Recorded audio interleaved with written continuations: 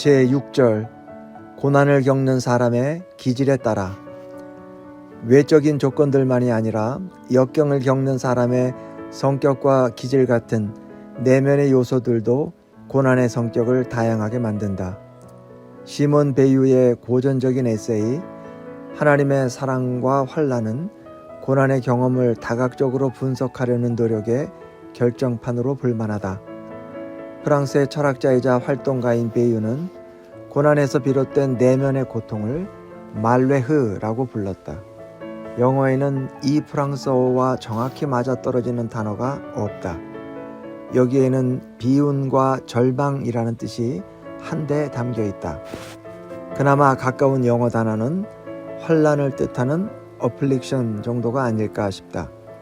베유는 이를 두고 삶의 뿌리를 송두리째 뽑는 농도의 차이는 있을지언정 죽음과 맞먹으며 온 심령을 꼼짝달싹도 못하게 사로잡는 두려움이라고 설명했다.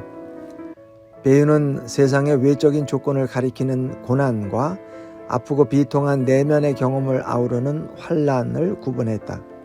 그러고는 그 경험의 다양한 측면들을 깊이 성찰하고 뼈대를 간추렸다. 베유는 환난의 특징 가운데 하나로 고립을 뽑았다.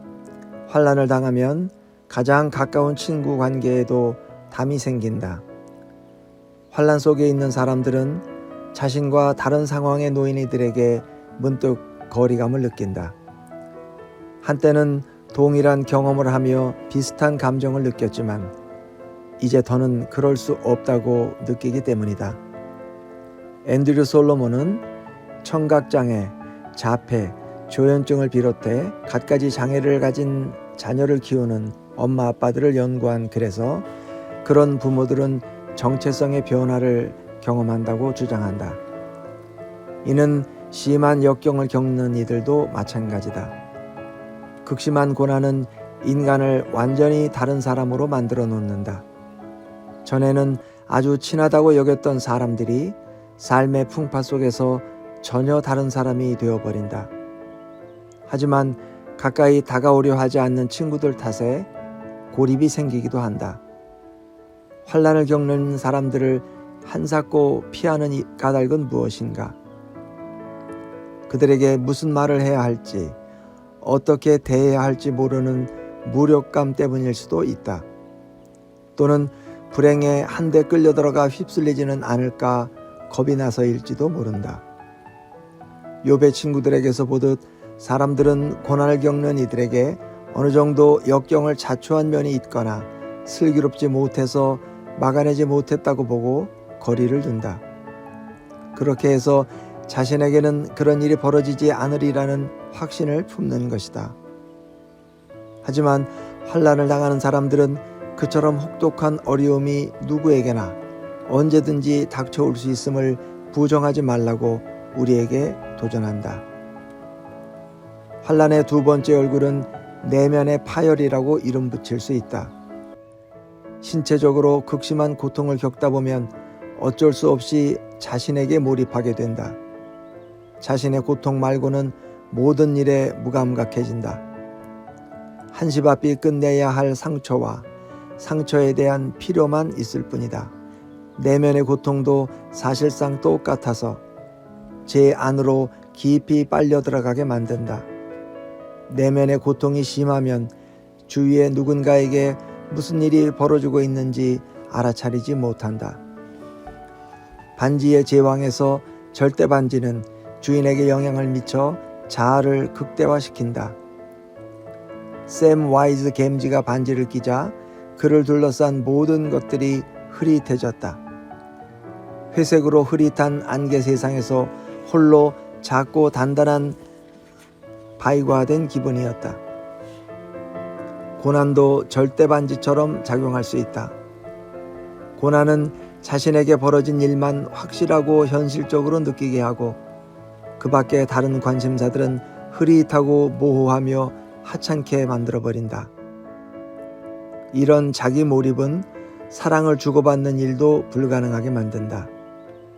무감각한 상태에서 오로지 자신에게 일어나는 일에만 온 신경을 쏟기 때문이다. 이런 상태로는 자신에게서 빠져나와 누군가를 섬기거나 사랑할 힘이 없으며 더 나아가 타인의 사랑을 감지할 능력도 없다. 시몬 베이유는 하나님을 감지하는 감각의 상실이 이 모든 현상들의 밑바닥에 깔려 있다고 말한다. 환난은 이 세상에 하나님이 없는 것처럼 느끼게 만든다. 죽은 사람의 부재를 느끼는 것보다 더 칠흑같이 어두운 감방 안에서 빛의 부재를 느끼는 것보다 더 심하게 하나님의 부재를 느낀다. 이런 부재가 지배하는 동안 우리는 그 무엇도 사랑할 수 없다. 누군가 우리를 사랑한다고, 하나님이 우리를 사랑하신다고 머리로는 알지 모르지만 마음에는 와닿지 않는 것이다. 환난의 세 번째 면모는 파멸, 절망, 정죄에 대한 감각이다. 이는 딱 집어 정의하기 어려운 수치의식에 가까운 감정에서 비롯된다. 환난은 인간을 경직되고 낙담하게 한다. 빨갛게 달궈진 강철 낙인처럼 영혼 깊은 자리에 모멸감, 역겨움, 심지어 자기 혐오, 그리고 논리적으로는 범죄가 낳은 결과지만 실질적으로 그렇지 않은 죄책감과 더럽혀졌다는 생각을 각인시키기 때문이다. 쉽게 말해 잘못을 저지를 때 곧바로 죄책감을 느끼는 게 당연하지만 일반적으로는 그렇지 않다. 커다란 고난이 닥치고 나서야 비로소 혹시 벌을 받는 게 아닌가 싶어서 주위를 돌아보고 제 삶의 그릇된 행동들을 인정하기 시작한다. 환난은 저마다 저지른 나쁜 행위들과 1대1로 연결되지는 않지만 스스로 예민하게 흠과 약점을 의식하게 만든다. 시련을 겪는 주인공을 희생자로 보고 어떤 식으로도 책임을 묻지 않으려 애쓰는 서구 문화에서조차 이런 정죄감은 집요하게 이어지고 있다. 환난의 네 번째 측면으로는 대개 분노를 꼽는다. 원인과 상황에 따라 더하거나 덜하기는 하지만 분노는 다양한 대상을 겨냥한다. 자신을 향한 분노도 있고 해코지하거나 기대를 저버린 이들에 대한 억하심정도 있으며 하나님에 대한 구체적인 분노도 있고 불공평하고 공허한 삶을 향한 분노도 있다.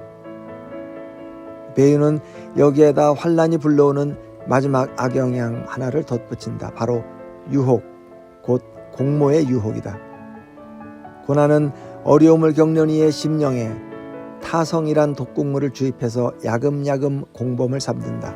환난과 짝짝꿍이 되어 시련해주는 불편을 익숙하게 여기고 지난한 형편에 안주하게 하는 것이다. 이런 공모는 운명을 개척하려는 노력을 모조리 지연시키며 더 나아가 구원의 길을 추구하지 못하게, 심지어 구원을 소망하지도 못하게 만든다. 그쯤 되면 스스로 고상하다고 생각할 수도 있다. 달콤한 자기 연민에 중독된다. 환난이 없었더라면 결코 정당화되지 못할 온갖 행동과 생활 양식을 유지하는 핑곗거리로 삼을 수도 있다. 더러는 무의식적으로 스스로 죗값을 치러야 하는데 시련이 그 방법이라고 여길지도 모른다. 목회자로서 또 시련을 겪는 한 사람으로서 나는 시몬 베이유가 대단히 예리하게 환난을 분석하고 있다고 본다. 그는 환난의 조건이 얼마나 복잡하며 무한정 다양한 변이를 일으킬 수 있는지 설명해 준다. 고립, 내면의 파열, 무감각, 분노, 정죄감과 수치심, 타성에 젖게 하는 유혹은 고난이라는 복잡한 화합물의 구성요소나 매 한 가지다. 어떤 환난이든 인과관계를 이루는 조건들뿐만 아니라 개개인의 기질에 따라 이런 성분들이 어느 정도씩은 다 나타난다. 성격, 성, 문화가 다르면 처리하는 감정도 다르게 마련이다. 내면의 가치와 헌신의 대상과 정도도 다 제각각이다.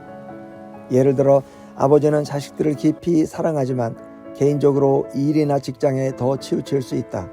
반면에 그의 아내는 직장에 무척 헌신적이면서도 자신의 가치를 자녀들의 양육에 더 깊이 두고 있다.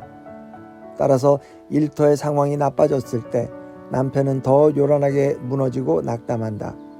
반면에 어머니는 아이들에게 문제가 생기면 아버지보다 훨씬 더 암담해한다. 마음의 품은 정체성 구조가 다른 까닭에 같은 어려움에도 다른 반응을 보이는 것이다.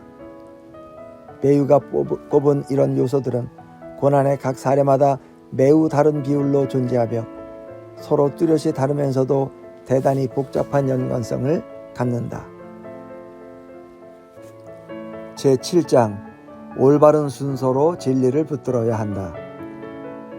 이처럼 시련은 사실상 모두 독특하다. 이는 곧 고통 가운데 있는 사람들은 저마다 다른 경로를 찾아 역경을 통과해야 한다는 뜻이기도 하다. 앞장에서 이야기한 존 페이버그는 아내의 심각한 건강 상태를 알았을 때 한치 앞을 볼 수 없는 암흑의 구렁텅이에 굴러 떨어졌다. 친구들이 찾아와서 힘겨운 시기를 지나는 데 도움이 될 만한 의견들을 들려주려고 애를 썼다. 열의 9은 신학적인 진리들을 곱씹는 이야기들이었다. 페인버그는 자신의 경험을 설명하면서 2가지 목록을 제시한다. 첫 번째 목록은 기본적으로는 다 옳은 줄은 알지만 시련을 겪고 있을 당시에는 짜증스럽고 시종일관 무릎이 꺾이게 만드는 내용들이었다. 욥의 친구들은 하나님에 대해 장황하게 설명했다. 결국 모든 악은 심판을 받는다. 하나님은 의인을 기뻐하신다. 하나님은 불의하고 불공평한 분이 아니다. 인간의 하찮은 지식으로는 하나님의 방법을 이해할 수 없다라는 식이었다. 옳다. 모두 참말이다.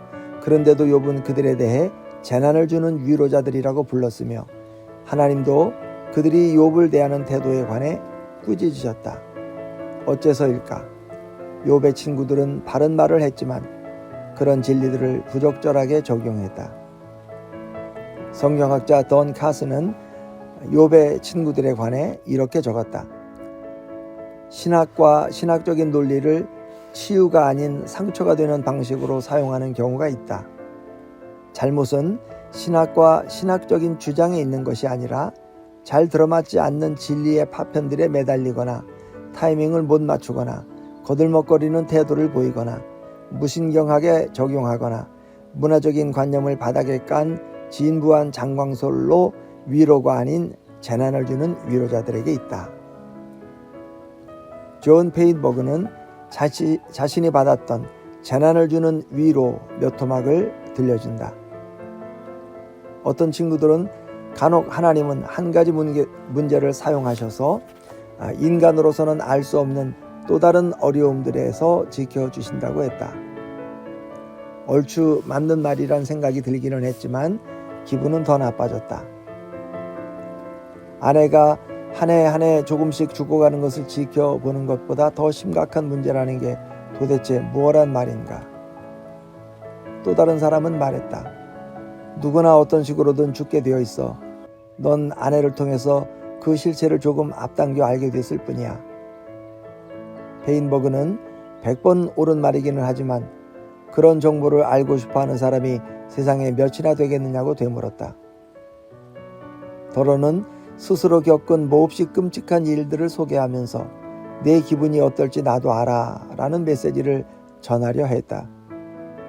페인버그는 대꾸했다. 도움이 되는 건 내 느낌을 너희가 아는 게 아니라 너희가 진심으로 염려하고 있는 사실을 내가 아는 거야. 더없이 전형적이고 도움이 되지 않았던 도움말은 아마 최선이 무언지는 굳이 말하지 않아도 알 테니 남은 일은 하나님을 신뢰하는 것뿐이라는 지당하신 말씀일 것이다. 존 페인버그는 대학원에서 조직신학을 가르치는 교수였다. 그쯤은 이미 알고 있었으며 온통 그 주제를 다룬 논문들을 써내기도 했다. 하지만 이런 이야기를 들을수록 더 큰 죄책감이 들었다. 시편의 다윗이나 욥처럼 탄식하거나 통곡하거나 울부짖는 일이 페인버그에게는 용납되지 않았다. 하나님의 지혜와 선하심을 알고 있는데도 마음의 평안을 경험하지 못하고 있다면 영적으로 미숙한 크리스천이라는 소리를 들어온 탓이었다. 진리를 형편없이 적용한 까닭에 도움이 되지 않았던 목록을 파악하는 게 중요하다. 미숙하게 표현했거나 엉뚱한 시점에 꺼내놓았거나 둘 중 하나다. 도움이 되었던 목록으로 돌아가 치유를 시작한다면 올바른 순서에 따라 올바르게 적용된 진리들을 보게 될 것이다. 어느 날 친구 하나가 찾아와 페인버그에게 그토록 죄책감을 안겨주었던 이슈를 되짚어 주었다. 바로 환난 중에도 즐거워하는 문제였다. 그건 고난을 즐거워하라는 뜻이 아니라며 괴로움을 즐기는 것은 매저키즘이라고 지적했다. 역경과 더불어 사는 법을 배워야 하지만 그것을 좋아할 필요는 없어. 하나님과 거룩한 사랑 가운데 더 즐거워할 길은 반드시 찾아야 되겠지만은 악은 그저 악일 따름이고 늘 고통스럽게 마련이라는 게 핵심이었다. 페인버그는 대화를 나누다가 갑자기 눈이 번쩍 뜨이는 느낌이었다. 또 다른 도움은 아버지로부터 받았다. 아버지는 아들에게 앞으로 닥쳐올 모든 시련에 대해 하나님의 능력과 은혜를 미리 느끼려고 기대하지 말라고 지적했다. 가족 중 한 사람 또는 그 이상의 죽음과 대면할 수밖에 없고 그건 차마 견디기 힘든 일일 거라고 겁을 주었다. 하지만 당장은 아니라고. 그러니 아직 일어나지도 않은 일을 염두에 두고 충분히 견딜 만큼 강해진 느낌을 가지려 하지 말라고 했다. 그러므로 내일 일을 위하여 염려하지 말라. 내일 일은 내일이 염려할 것이요 한날의 괴로움은 그날로 족하니라. 다시 한번 눈이 번쩍 띄었다. 가늘지만 소중한 이 빗줄기가 어둠을 뚫고 들어온 뒤부터 페인버그는 하나님의 사랑과 임재를 다시 감지하기 시작했고 그 폭은 점점 더 커져갔다. 그리고 악과 고난의 출처, 하나님의 지혜와 주권, 십자가에서 자신을 위해 감내하신 예수님의 희생적인 고난을 비롯해 이미 알고 있던 진리들로 돌아가기 시작했다. 그 진리들을 새로운 관점에서 깊이 생각하고 새로이 알게 된 사실에 비추어 자신의 마음과 세상에 적용하면서 하나하나 다시 제 것으로 만들었다. 그러한 진리들은 신선한 방식으로 모든 것을 밝혀주기 시작했다. 페인버그의 이야기는 누구에게나 유익하다. 하지만 목회자인 내게는 그 두 목록이 정말 충격적이었다. 낙심하게 만드는 목록에는 평소 고난을 겪는 이들에게 큰 도움이 된다고 생각했던 항목들이 들어있고 힘을 주는 목록의 어떤 항목들은 그들을 초조하고 분노하게 만든다고 보았던 것들이었다. 고난을 당하는 이들에 대한 그리고 그들을 위한 책들을 보면서 세월이 갈수록 또렷하게 깨닫는 사실이 있다. 대부분의 고난에 대해 보편적으로 설명하는 듯 보이지만 실제로 특정한 부류의 시련에 대한 설명일 뿐이라는 점이다. 곤경에 빠진 이들 가운데 더러는 자기 연민과 오만, 한마디로 자신이 숭고한 순교자라도 된 것처럼 생각하고 싶은 유혹에 빠진다. 그들에게는 정중한 반박이 필요하다. 또 다른 이들은 수치심과 자기 혐오에 시달린다. 그들에겐 확신을 심어주어야 한다. 어떤 책들은 고난에 대해 직접적인 접근 방식을 쓴다. 슬픔을 이용해서 교훈을 얻으라는 것이다. 실제로 가혹한 시기를 통과하며 삶의 변화를 확실하게 이뤄내야 하는 사람들이 있다. 예를 들어 많은 돈을 벌고 소비하는 것을 최고의 삶이라고 여기는 사람에게 중요한 비즈니스가 실패로 돌아가는 충격적인 사태가 벌어진다면 물질과 자기 가치를 동일시하는 내면의 태도와 탐욕에 직면하게 할 필요가 있다. 인생에 대한 하나님의 주권적인 계획, 어떻게 고통과 곤경을 이용해 그분께 주목하게 하시는지, 또 어떻게 나쁜 조건과 환경에서 선한 열매를 이끌어내시는지 들려주는 것도 좋다. 하지만 막 5살 난 딸을 교통사고로 잃은 부모는 어찌하겠는가. 그들에게 하나님은 두 분이 주님을 바라보길 원하십니다. 이번 일에서 배울 게 있을 겁니다. 두 분은 어떻게 달라져야 할까요? 라는 소리부터 해야 하는가? 그랬다가는 맹렬한 하지만 충분히 납득할 만한 대답이 돌아올 것이다. 도대체 어떤 하나님이시기에 부모한테 영적인 교훈을 주시려고 죄 없는 어린아이를 희생시킨단 말입니까? 올바른 순서로 진리를 붙들어야 함을 간과해서는 안 된다. 물론 하나님의 지혜로운 뜻과 간섭을 벗어나서 더없이 참혹한 사태를 포함해 그 어떤 일도 벌어지지 않으며 하나님은 지극히 열악한 환경도 뒤엎고 다시 엮어서 궁극적인 선을 이루신다는 사실을 우리는 명심해야 한다. 탐욕 때문에 사업 실패를 경험한 사람의 시선을 곧바로 주님께 돌리는 데는 이 중요한 가르침이 필수적이다. 그러나 그게 어린 자녀를 영원히 떠나보는 부모에게 처음 꺼내는 이야기가 되어서는 안 된다. 궁극적으로 상처를 치유하기 위해서라 할지라도 애둘러 접근하고 부모의 비통한 마음부터 어루만져야 한다. 지금까지 고난의 형태와 성격, 그것을 통과하는 경로가 더없이 다양하다는 사실을 살펴보았다. 지금까지 고난의 형태와 성격, 그것을 통과하는 경로가 더없이 다양하다는 사실을 살펴보았다. 성경에는 고난에 대해 가르치는 수많은 진리들이 담겨 있으며 그처럼 다채로운 진리들은 처한 상황과 단계, 시기와 기질에 따라 질서 있게 적용해야 한다. 그뿐 아니라 그런 진리와 생각들을 표현하는 데도 다양한 방법이 있다. 우리 부부가 일생일대의 암흑기를 지나던 시절 성경과 함께 내 아내의 마음에 큰 울림을 준 것은 18세기 노예 무역상이자 찬송가 작사가인 존 뉴턴의 목회 서신이었다. 그의 산문은 우아하고 얼마쯤은 구식이어서 고통의 한가운데 있는 모든 사람이 아내처럼 수백 페이지나 되는 긴 편지들을 그토록 기꺼워하며 읽지는 못한다. 예를 들어 그의 글에서 하나님이 다스리신다는 원칙은 차갑게, 더 나아가 위협적으로 들릴 수 있다.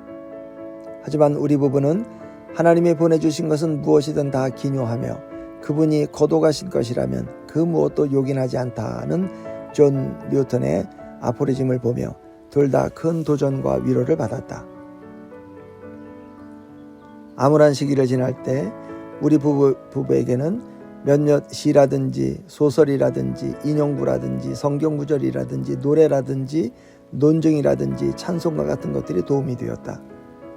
한두 줄의 글귀는 치료의 방사선이 되었고 그것을 깊이 묵상하면서 계시와 위암, 확신과 치유를 얻었으며 분노와 절망이라는 종량이 줄어드는 경험을 했다. 내가 사망의 음침한 골짜기로 다닐지라도 해를 두려워하지 않을 것은 주께서 나와 함께 하심이라. 주의 지팡이와 막대기가 나를 안위하시나이다. 알고 보면 사망의 음침한 골짜기를 지나는 길은 외길이 아니다. 더할 나위 없이 완벽한 인도자이신 주님은 그 가운데 가장 맞춤한 길을 골라내도록 우리를 도우실 것이다.